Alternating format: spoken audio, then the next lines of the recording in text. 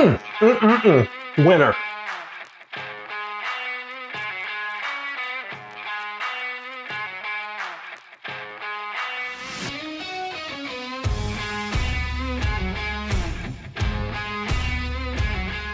There are a few things in the barbecue world I like more than a really well executed pulled pork sandwich. So today, I'm gonna smoke a bone-in pork butt. I'm gonna season it with Chud's Snakebite rub. It's gonna be yummy. Here we go. So what we got here is a 9-pound bone-in pork butt. I picked this up at my local grocery store. If you're just getting into smoking meat, pork butt is a very good place to start. It's a very forgiving piece of meat. There's not a lot to the prep. Just gonna go through, gonna zip off any loose hanging pieces.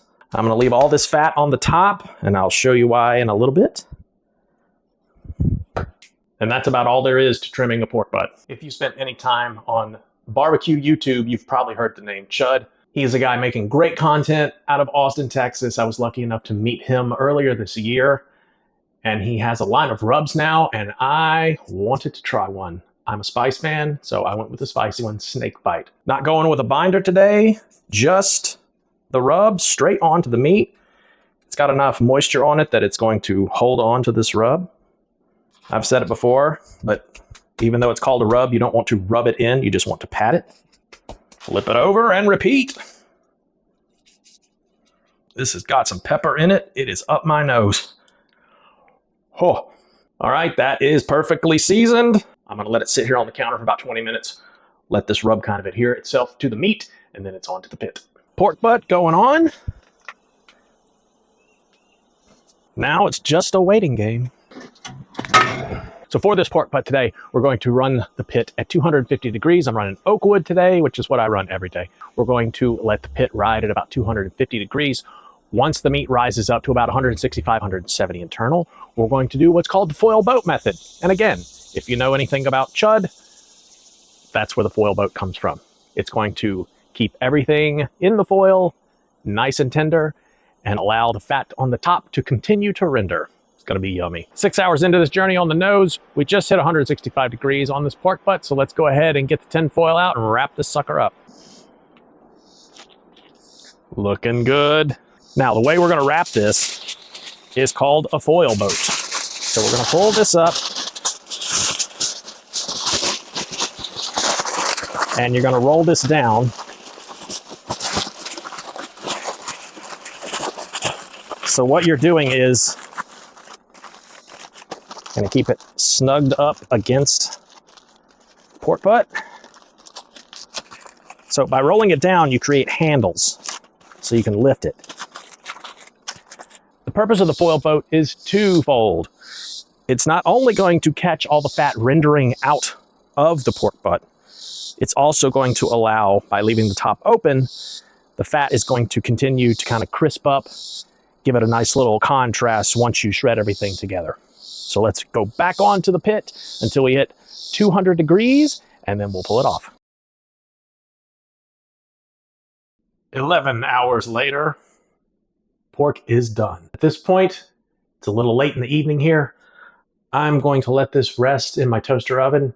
I would recommend you give this at least an hour of rest time before you rip into it. You can do that just leaving it sitting on your counter wrapped in tin foil. Ideally, if you don't have a toaster oven as an option, you can stick it in a cooler with a couple of towels wrapped around it, just keeping it warm. It'll stay warm for a couple hours. That's going to help the finished product. Resting the meat is just as important as how you cook it. So I'm going to do a warm hold in my toaster oven for several hours at 150 degrees. Then we're gonna rip into this thing and see what we got. One overnight rest later. Let's see how this bone comes out. Yup. I'd say that's pretty clean. Ooh. Look how tender this is. Juicy. Oh yeah, man. One of my favorite parts of doing this. Tearing into this thing. Oh, we got some crunchy bits. Get those all shredded up. Mixed in. This meat is super tender. Here, let's get a little bit of the bark with some of the meat. Man, that is some tasty, tasty stuff. For sure. Gonna take a little bit more of the snake bite. Sprinkle it in. I'll tell you this, the snake bite definitely has a heat punch to it. It can get real spicy real quick. It's always a good tip if you're just starting out, just learning. Once you season this meat, once you smoke it and you shred it up, go ahead and add in a little bit more of the seasoning, whatever dry rub you used. And one other tip, get yourself a fat separator, add in some of the liquid. Got the potato bun, mound of pork, and just as a topper, just a few spicy pickles. There it is. Let's get a taste. There we go.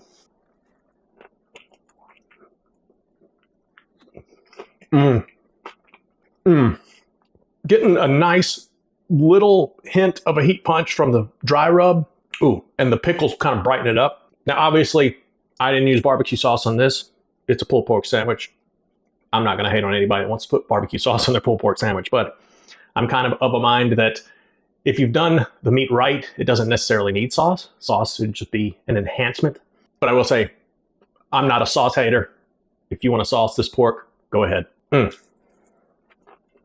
will say, bone-in pork butt is a very forgiving cut of meat. If you're just dipping your toe into the world of barbecue, get yourself a pork butt, give it a try.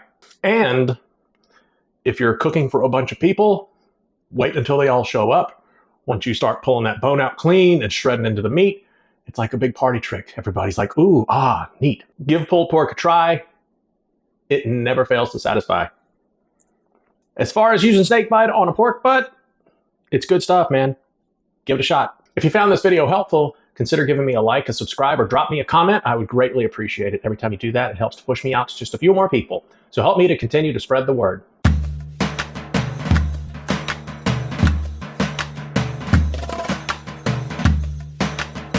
Winner.